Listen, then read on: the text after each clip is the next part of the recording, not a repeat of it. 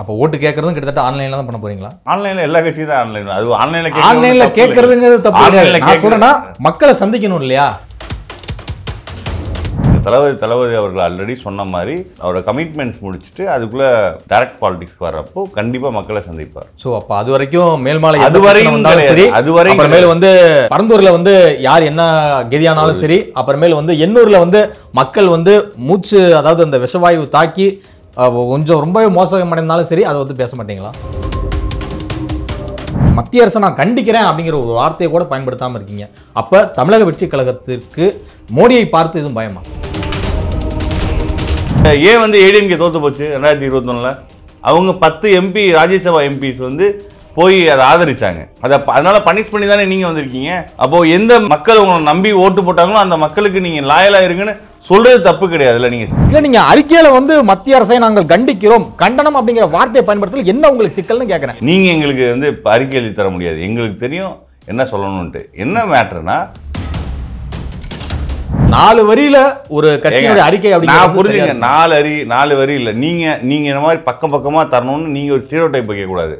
4 வரியோ 40 வரியோ content இருக்கா? CAA போன்ற எந்த சட்டத்தையும் எதிர்ப்போம், இது ஃபியூச்சரிஸ்டிக்கா பேசியிருக்காரு. அதை டைரக்ட் சிஏஏ கொண்டு வந்த மத்திய அரசு தான் சொல்றாரு. விஜய் அவர்கள் வந்து கட்சி ஆரம்பித்தது வந்து அதில் சேரக்கூடிய மற்ற மதத்தினரை வந்து டோட்டலா வந்து கிறிஸ்துவ மதத்துக்கு மதமாற்றம் செய்யத்தான். இங்க தலைவரோட ஸ்டேச்சர் என்ன, அவரோட சமூக அக்கறை என்ன? நைட்டு 11 மணிக்கு அறிக்கை வர சிஏஏக்கு. ஆனால் அது தைரியமா பாஜக அரசை கண்டித்துன்னு ஒரு வார்த்தை பயன்படுத்தலையே நீங்க? நான் எங்கள் தலைவர் அவர்களை பார்த்தா நான் சொல்கிறேங்க, இனிமேலுக்கு ஏதாச்சும் அறிக்கை எழுதுறதுன்னா அண்ணன்கிட்ட கேட்டு சொல்லுங்கன்ட்டு. விஜய் சார் எப்போது பத்திரிகையாளர்களை வந்து சந்திக்க போகிறார்? அந்த தேர்தலில் யாருக்கு தான் ஓட்டு போடலான்னு இருக்கீங்க? இல்லை ஓட்டு போடாமல் தேர்தலை புறக்கணிக்க போறீங்களா? நாங்கள் அப்படிலாம் சொல்லலையே. ஒரு எக்ஸாம்ஸ் ரிசல்ட்ஸ் வந்துச்சுன்னா சர்வரே ஹேங் ஆயிரும். நைட் 12 மணிக்கு தான் ரிசல்ட்ஸ் பார்ப்போம். அது ஒரு காலையில் தான் பார்த்து முடிப்போம். அந்த மாதிரி ஹேங் ஆகி நிற்கும். அந்த மாதிரி தான் இதுவும்.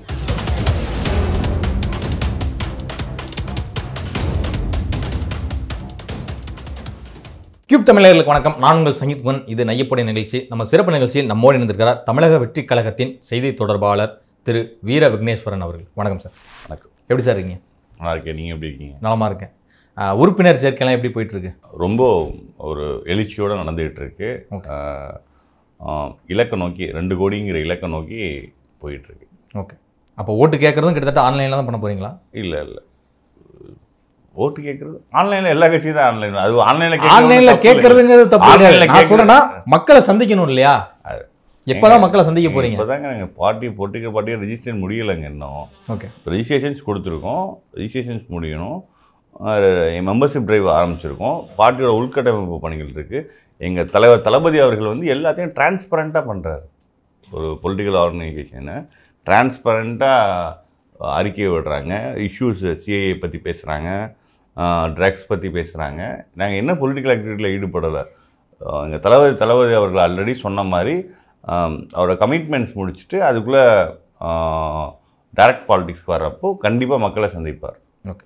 ஸோ அப்போ அது வரைக்கும் மேல்மாலை அதுவரையும் சரி, அப்புறமேல வந்து இங்க பரந்தூர்ல வந்து யார் என்ன கெதியானாலும் சரி, அப்புறமேல வந்து எண்ணூர்ல வந்து மக்கள் வந்து மூச்சு, அதாவது அந்த விஷவாயு தாக்கி கொஞ்சம் ரொம்பவே மோசமடைந்தாலும் சரி, அதை வந்து பேச மாட்டீங்களா? இல்லை.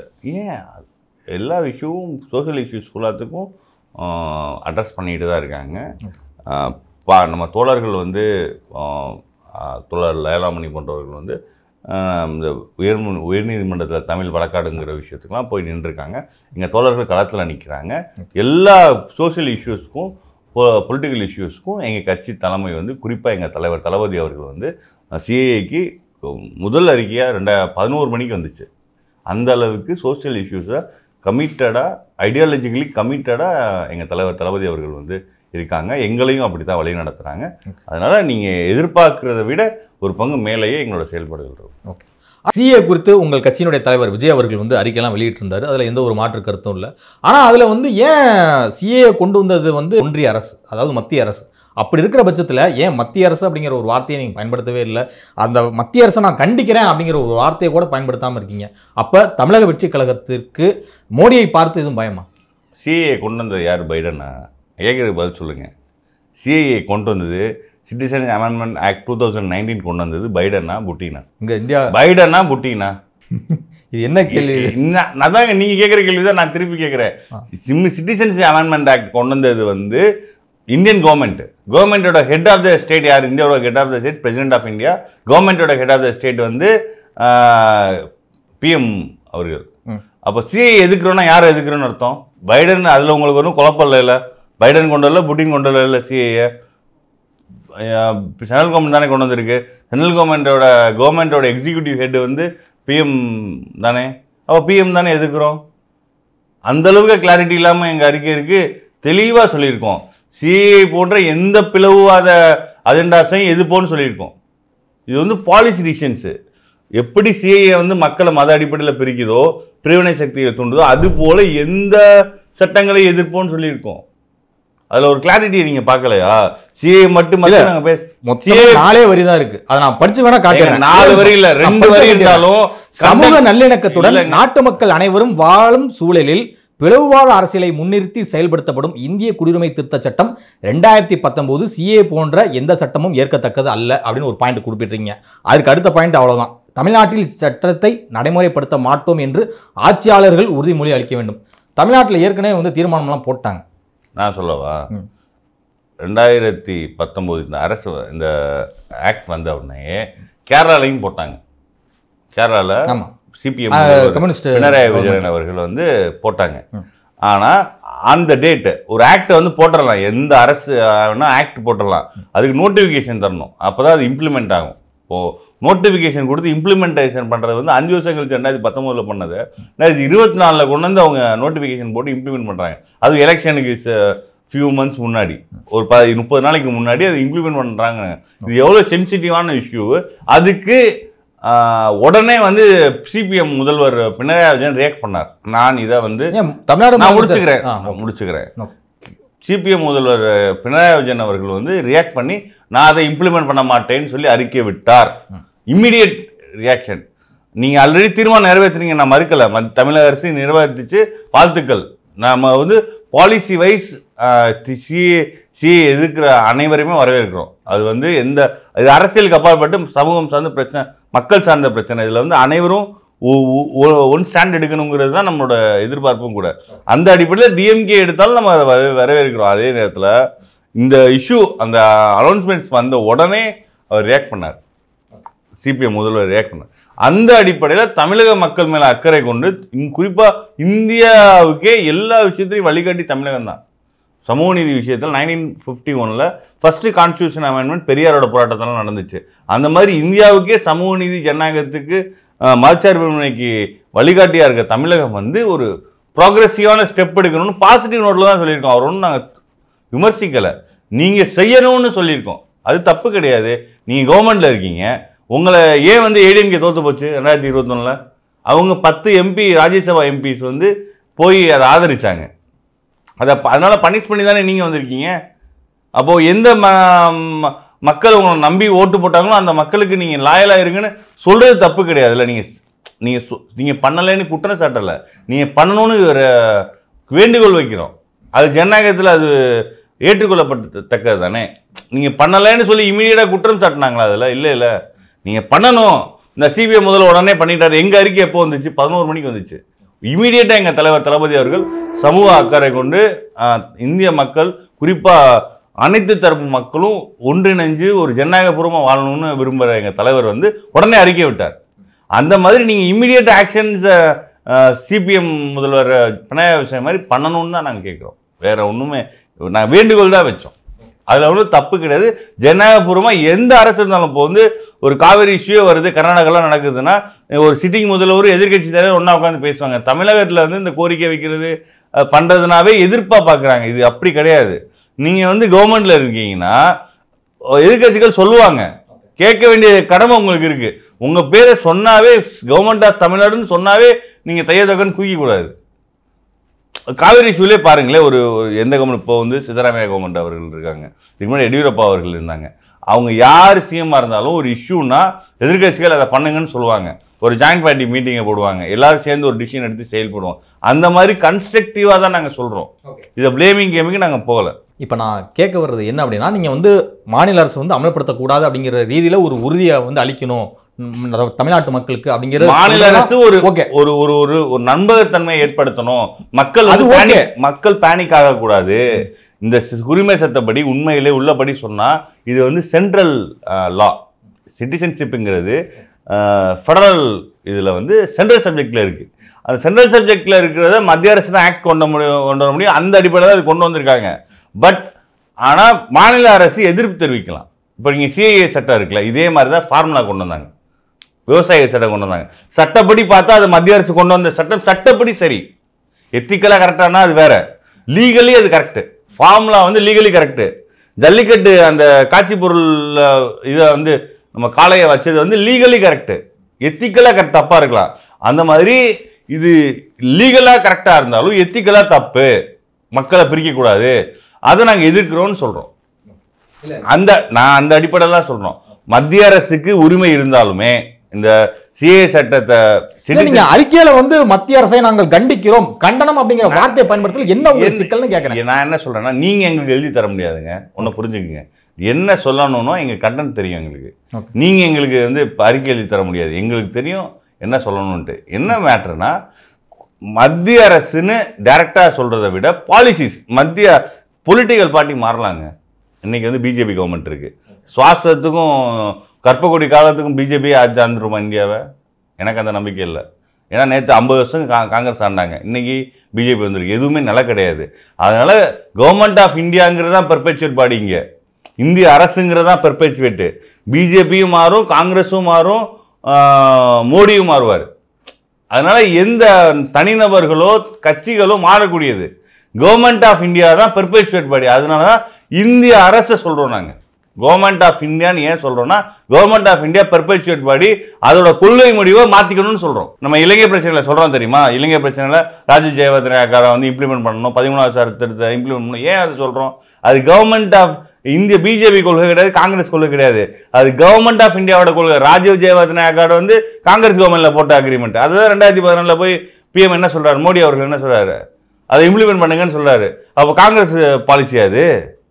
அது கவர்மெண்ட் ஆஃப் இந்தியாவோட பாலிசி. அது மாதிரி சிஏஏ இது கவர்மெண்ட் ஆஃப் இந்தியாவோட பாலிசி. இதுக்கு முன்னாடி பல அமெண்ட்மெண்ட்ஸ் வந்திருக்கு. ஆல்ரெடி 1987 ராஜீவ்காந்தி கொண்டு வந்திருக்காரு இதே இது சிஏ சிட்டிசன் அமெண்ட்மெண்ட் ஆக்ட்ல. ஆனா அந்த சிஏ சட்டத்தை வந்து மக்களவையும் மாநிலங்களவையும் கொண்டு வந்தது வந்து பாஜக. அதை ஏற்கிறீங்களா இல்லையா? இல்ல, ஆமா, ஏங்க நான் டைரக்டாவே சொல்றேன், ஏற்கிறதுக்குலாம் ஒண்ணும் கிடையாது. டைரக்டாவே சொல்றோம், கொண்டு வந்தது சென்ட்ரல் கவர்மெண்ட், தற்போதைய சென்ட்ரல் கவர்மெண்ட் தான் அதை கொண்டு வர்றாங்க. இது நாள் வரைக்கும் நீங்க பேசிட்டு இருக்கீங்க, பதில் சொல்லிட்டே இருக்கீங்க. ஆனா அதுல உங்களுக்கு வந்து அந்த பாஜக அரசை கண்டிக்கிறோம் அப்படின்னு சொல்லிட்டு இது நாள் வரைக்கும் உங்களுக்கு ஏன் தோண மாட்டேங்குது?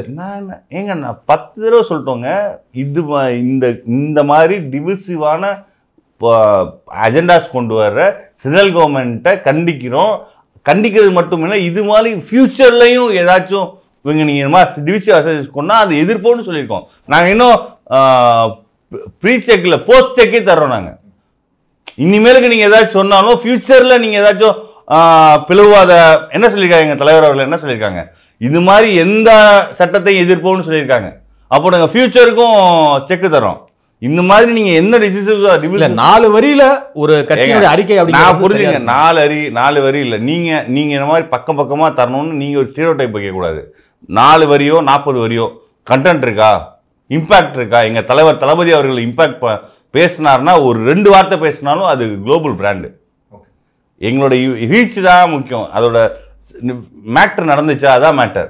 நீங்க ஸ்டீரியோடைப்பா நீங்க ஒரு 3 அறிக்கை விடணும், குற்றம் சொல்லணும், நீங்க பண்ணிட்டீங்க நாங்க பண்ணிட்டீங்க வருஷத்தோட சொல்லணும், அதானே எதிர்பார்க்குறீங்க?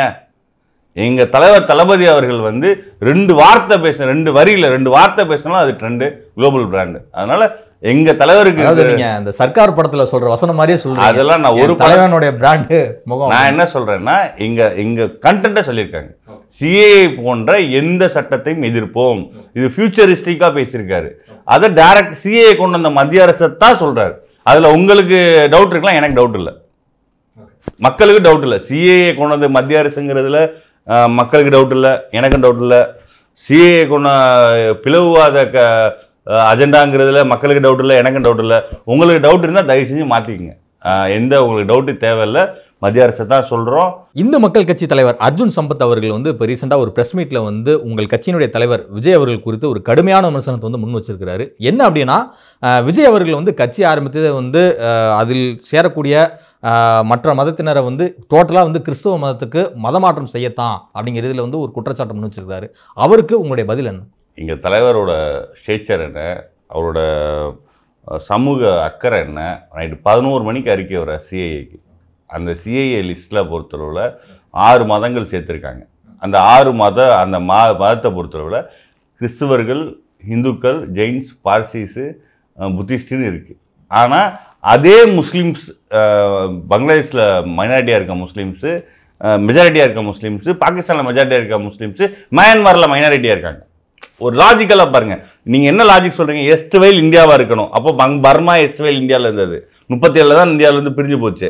அப்படி மைனாரிட்டிஸ் வந்தால் ஏற்றுக்கோன்னு சொல்கிறீங்க. அப்படி பார்த்தா பங்களாதேஷில் முஸ்லீம் மெஜாரிட்டி, பாகிஸ்தானில் முஸ்லீம் மெஜாரிட்டி, ஆனால் மியான்மரில் முஸ்லீம் மைனாரிட்டி இல்லை. நீங்கள் அந்த லாஜிக் படி பார்த்தா மியான்மர்லேருந்து வர ரோஹிங்கியா முஸ்லீம்ஸை ஏற்றுக்கணும்ல. நீங்கள் லாஜிக் இதுதான் வச்சிங்கன்னா, எஸ்ட்வைல் இந்தியாவிலேருந்து வர மைனாரிட்டி எடுத்துக்கணும், அந்த லாஜிக் வச்சிங்கன்னா ரோஹிங்கியா முஸ்லீமை ஏற்றுக்கணும். சரி, ஓகே, முஸ்லீம்ஸை தான் எக்ஸ்க்ளூட் பண்ணுறீங்க, அது லீகலாக நிற்காது. அது நான் இப்போவும் சொல்கிறேன், எப்படி எலக்ட்ரல் பேங்க் வந்து ஸ்கிராப் ஆச்சோ, இன்னைக்கு இல்லாட்டியும் என்னைக்கானையும் இந்திய நீதித்துறை மேலே எனக்கு பரிபூர்ண நம்பிக்கை இருக்குது, அது ஸ்ட்ரைக் டவுன் பண்ணப்படும். எப்படி இன்னைக்கு எலக்ட்ரல் பாண்ட்ஸ் வந்து ஸ்ட்ரைக் டவுன் பண்ணி ஒரு அம்பலப்பட்டு நிற்கிதோ, அது மாதிரி ஒரு நாள் நிற்கும்.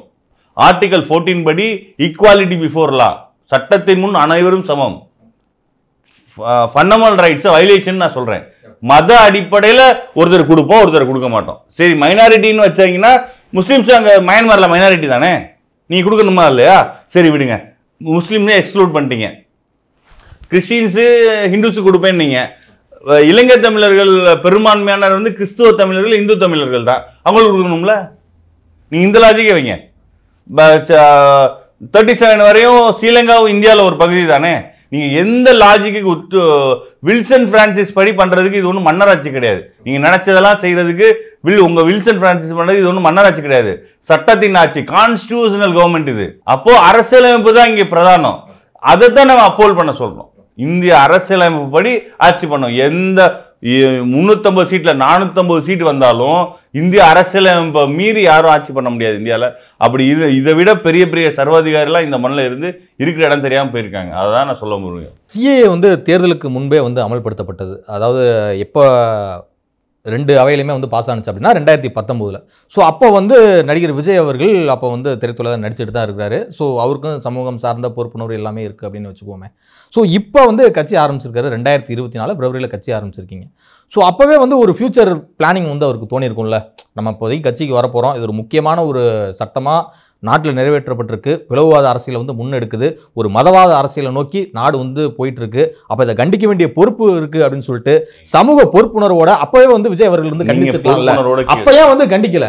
நீங்க பொறுப்புணர்வோட கேள்வி கேளுங்க. நாங்க கண்டிச்சிட்டோம், ஆக்ட் ஃபினிஷ்டு, கண்டிச்சிருக்கோம், கிளாரிட்டியாக கண்டிச்சிருக்கோம், ஃபியூச்சரிஸ்டிக்காக கண்டிச்சிருக்கோம்.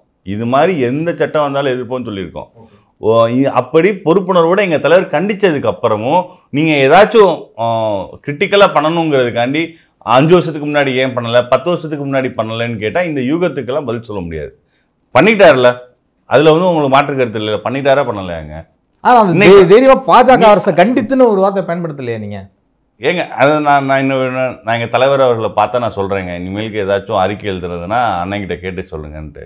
எங்கள் தலைவருக்கு தெரியுங்க எப்படி எதாவது என்ன சொல்லணுன்ட்டு. நாங்கள் உறுதியாக சொல்கிறோம், நீங்கள் உங்களை விட வேறு யாரையும் விட பிளவுவாத சக்திகளை எதிர்க்கிறதுல எங்கள் தலைவர் கமிட்டடாக இருப்பார். தலைவர் தளபதி அவர்கள் நீங்கள் இப்படியெல்லாம் எங்களை கேள்வி கேட்குறவங்களை விட எங்கள் தலைவர் அவர்கள் வந்து ஒரு ஒரு no compromise towards divisive forces, அதை நாங்கள் உறுதி தரோம். விஜய் சார் எப்போது பத்திரிகையாளர்களை வந்து சந்திக்க போகிறார்? எங்கள் தலைவர் தளபதி அவர்கள் வந்து நேரம் வரப்போ அவரே சந்திப்பார், மக்களையும் சந்திப்பார், பத்திரிகைகளையும் சந்திப்பார். அவரே சொல்லுவாருங்க, அவர் தான் சுப்ரீம் கமாண்ட். எங்கள் பார்ட்டியை பொறுத்தளவு எங்கள் தலைவர் தளபதி அவர்கள் தான் சுப்ரீம் கமாண்ட். அவர் தட் பாலிடிக்ஸ் வர்றப்போ மக்களையும் சந்திப்பார், பத்திரிகைகளையும் சந்திப்பார். இப்போ நாமக்கல் மாவட்டத்தைச் சேர்ந்த ஒரு விஜய் மன்ற நிர்வாகி வந்து ஒரு பரபரப்பாக குற்றச்சாட்டம் வந்து முன்னிச்சிருக்காங்க. ஒரு பெண் நிர்வாகி. அந்த ப்ரெஸ் மீட்டை கூட கண்டிப்பாக நீங்கள் பார்த்துருப்பீங்க. உங்கள் கவனத்துக்கு வந்திருக்கும். அவங்க என்ன சொல்கிறாங்க அப்படின்னா, நான் வந்து விஜய் சாருடைய ரசிகராக வந்து பார்த்தீங்கன்னா 2000க்கு முன்புலேருந்தே இருந்துட்டு இருக்கேன். ரசிகர் மன்றமாக இருந்தப்போ இருந்தேன். அதன் பிறகு விஜய் மக்கள் இயக்கமாக மாறினப்போ வந்து இருந்தேன். ஆனால் இப்போ கட்சியாக மாறின பிறகு வந்து பார்த்தீங்கன்னா, இப்போ புதுசாக வந்தவங்களுக்கு தான் நிறைய பேருக்கு வந்து பொறுப்பு கொடுக்கப்படுது. பழைய ஆட்களையெல்லாம் கொஞ்சம் ஓரங்கட்டுற வேலையில் வந்து நிறைய பேர் வந்து ஈடுபடுறாங்க. இது வந்து ரொம்ப கண்டிக்கத்தக்கது. இது உடனடியாக விஜய் அவர்கள் சரி செய்ய வேண்டும் அப்படிங்கிறது வந்து ஒரு கோரிக்கை வச்சிருக்காங்க. இது என்னதான் நடக்குது தாவேக்கால? தமிழகத்தில் 234 கான்ஸ்டிடுவன்சி இருக்கு. வேஸ்ட் விஷயம். ஒரு டிரான்ஸ்ஃபர்மேஷன் நடக்குது. விஎம்ஐலேருந்து தளபதி அவர்களோட மக்கள் இயக்கத்திலேருந்து ஒரு பொலிட்டிக்கல் பார்ட்டியாக டிரான்ஸ்ஃபர்மேஷன் நடக்குது. இப்போ ஒரு பில்டிங் இருக்குது. அந்த பில்டிங் இடிச்சுட்டு இன்னொரு பில்டிங் கட்டுற மாதிரி தான் இது. என்டையராக ரீஸ்ட்ரக்சரிங் ப்ராசஸ் போயிட்டுருக்கு. அதில் ஹியர் அண்ட் தேர் ஏதாச்சும் இஷ்யூஸ் இருக்கலாம். அதை வந்து தளபதி அவர்களும் ஜெனரல் செக்ரட்டரி அவர்களும் அட்ரஸ் பண்ணுவாங்க. உறுதியாக இந்த மாதிரி இஷ்யூஸ் போகிறப்போ அவங்க அட்ரஸ் பண்ணுவாங்க.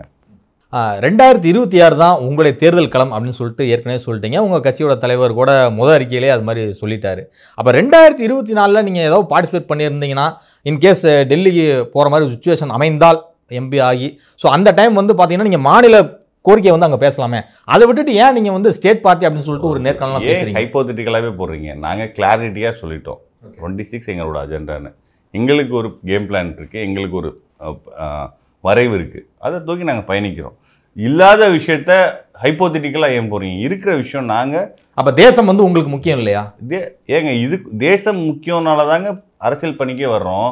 இப்போ அட் ப்ரெசென்ட்ல இருக்க சினோரியோவில் ஒரு கவர்மெண்ட்டு ஒரு பாலிசி கொண்டு வருது. நான் இது திருப்பி சொல்கிறேன். இந்த சிட்டிசன் அமெண்ட்மெண்ட் ஆக்ட் பொறுத்தளவில் இந்த அரசில் 450 உறுப்பினர் வச்சு ஒரு அரசு அமைஞ்சாலும் இந்திய அரசியலமைப்புக்கு எதிராக கான்ஸ்டியூஷன் 14க்கு எதிராக இருந்துச்சுன்னா ஆமாம் அதை வந்து சுப்ரீம் கோர்ட் ஸ்ட்ரைக் பண்ணும். இன்னைக்கு இல்லாட்டியும் 2018 வந்துச்சு எலக்ட்ரல் பாண்ட்ஸ். இன்னைக்கு என்ன இயர்? இன்னைக்கு என்னங்க இயர்? 6 வருஷம் ஆயிடுச்சு. 2024 ஸ்ட்ரைக் டவுன் பண்ணாங்களா? நீங்கள் 2018 நினச்சிங்களா ஸ்ட்ரைக் டவுன் பண்ணிடுவாங்க நீங்கள் நினச்சிங்களா? நானே நினைக்கல. என்னங்க இப்படி பண்ணிட்டு இருக்காங்க? எதுவுமே பண்ண முடியலையே. இப்போது எல்லாமே அப்போது மைட் இஸ் வெயிட் மாதிரி போயிட்டுருக்கு. ஒரு சாதாரண சின்ன பொலிட்டிக்கல் பார்ட்டி ஆரம்பித்தவங்களாம் என்ன பண்ணுவாங்க? இவங்க வந்து எலக்ட்ரல் பாண்ட்ஸ் மூலமாக இவ்வளோ ஃபண்ட் ரைஸ் பண்ணுறாங்களே நானே நினச்சது உண்டு. லெவல் பிளேயிங் ஃபீல்டே இருக்காதுல்ல. ஒருத்தவங்க 1000 கோடி 2000 கோடின்னு வாங்கிட்டு இருப்பாங்க. ஒருத்தர் வந்து ரோட்டில் மைக் வச்சு பேசிகிட்டு இருப்பாங்கன்னா ஒரு லெவல் பிளேயிங் ஃபீல்டே இல்லாமல் இருக்குது நான் நினச்சிருக்கேன். ஆனால் இன்றைக்கி சுப்ரீம் கோர்ட் 6 வருஷம் கழிச்சு நெவர் த லேட்டுன்னு சொல்லுவாங்க. எப்போவுமே நடக்காமல் இருக்கிறதுக்கு லேட்டாக நடந்திருக்கு. அந்த மாதிரி எனக்கு நம்பிக்கை இருக்குது இந்திய நீதிமன்றங்கள் மேலே, குறிப்பாக சுப்ரீம் கோர்ட் மேலே எனக்கு நிரம்ப நம்பிக்கை இருக்குது. இந்திய அரசியலமைப்புக்கு எதிரான எந்த ஒரு பிளவுவாத சட்டங்களும் இந்திய மண்ணில் ஸ்ட்ரைக் டவுன் பண்ணப்படும். அதுதான் வரலாறு. இதை விட பெரிய பெரிய எமர்ஜென்சியெல்லாம் இந்திய மண்ணு சந்திச்சிருக்கு. அதனால் நீங்கள் பதட்டப்படுற அளவுக்கு எதுவும் நடக்காதுன்னு நான் நம்புகிறேன். நான் எதுக்கு பதட்டப்பட போகிறேன்? நான் என்ன சொல்கிறேன்னா, இது ஒரு ஆக்ட் கொண்டு வந்திருக்காங்க, இம்ப்ளிமெண்ட் பண்ணியிருக்காங்க, பண்ணேன்னு சொல்லியிருக்காங்க. இம்ப்ளிமெண்ட் கூட இன்னும் பண்ணலை. நோட்டிஃபிகேஷன். அந்த தேர்தலில் யாருக்கு தான் ஓட்டு போடலான்னு இருக்கீங்க? இல்லை ஓட்டு போடாமல் தேர்தலில் புறக்கணிக்க போகிறீங்களா? நாங்கள் அப்படிலாம் சொல்லலையே. நீங்கள் விருப்பப்படுறீங்களா அப்படின்னா புறக்கணிக்கணும்ட்டு? நான் சொல்கிறேன்னா தளபதி அவர்கள் ஆல்ரெடி சொல்லியிருக்காங்க, ஜனநாயக கடமையை காசு வாங்காமல் நேர்மையாக மனசாட்சிப்படி ஓட்டு போடணுன்ட்டு. அந்த மாதிரி எங்கள் தோழர்கள் வந்து காசு வாங்காமல் மனசாட்சிப்படி தேர்தல் கடமையை ஜனநாயக கடமையை ஆற்றுவாங்க. இப்போ மொத்தமாக எத்தனை லட்சம் உறுப்பினர்கள்லாம் சேர்ந்துருக்காங்க அஃபிஷியலாக? சில இடங்கள்லாம் வந்து பார்த்தீங்கன்னா இந்த சர்வரில் ஏதோ ப்ராப்ளம் அப்படிங்கிறாங்க. ரெண்டாவது வந்து ஃபோட்டோ இது மாதிரி நேம் மட்டும்தான் ரிஜிஸ்டர் ஆகுது, மீதியெல்லாம் முகவரியெல்லாம் ரிஜிஸ்டர் ஆக மாட்டேங்குது அப்படின்லாம் சொல்கிறாங்க. என்னதான் பிரச்சனை? மெம்பர்ஷிப் டிரைவ்ஸ் வந்து ரொம்ப பாசிட்டிவாக நடந்துகிட்ருக்கு. அதுக்கான இஷ்யூஸையும் சார்ட் அவுட் பண்ணிகிட்ருக்காங்க. ஏன்னா ஹியூஜ் டிமாண்டு, அதாவது ஹியூஜ் ஹிட் இருக்குது. இப்போது நீங்கள் நான் அண்ணா யூனிவர்சிட்டியில் அஃபிலேட்டில் படித்ததுனால எனக்கு தெரியும். ஒரு எக்ஸாம்ஸ் ரிசல்ட்ஸ் வந்துச்சுன்னா சர்வரே ஹேங் ஆயிரும். நைட் 12 மணிக்கு தான் ரிசல்ட்ஸ் பார்ப்போம். அது ஒரு காலையில் தான் பார்த்து முடிப்போம். அந்த மாதிரி ஹேங் ஆகி நிற்கும். அந்த மாதிரி தான் இதுவும். ஒரே டயத்தில் 10 லட்சம் பேர் 20 லட்சம் பேர் சர்வரை ஹிட் பண்ணுறப்போ அது ஹேங் ஆகி தான் நிற்கும். அதில் சில இன்கம்பட்டன்ஸ் வந்து இருக்குங்கிறத நான் ஒத்துக்கிறேன். ஆனால் அது சரியாயிரும். பட் அது பெர்மனன்ட் கிடையாது. இன்கன்வீனியன்ஸ் இருக்குது. நான் வந்து அதை மறைச்சி நான் சொல்ல விரும்பலை. பட் அந்த இன்கன்வீனியன்ஸ் வந்து ஓரளவு சரியாயிருச்சு. இன்னமும் சரியாயிரும் ஆனால் உறுப்பினர் எண்ணிக்கை வந்து மிக எழுச்சியாக நடந்துகிட்டு இருக்கு. 2 கோடிங்கிற இலக்கை நோக்கி நடந்துகிட்டு இருக்கு. இதுவரை உங்கள் பல்வேறு கருத்துக்களோட மிக்க நன்றி சார்.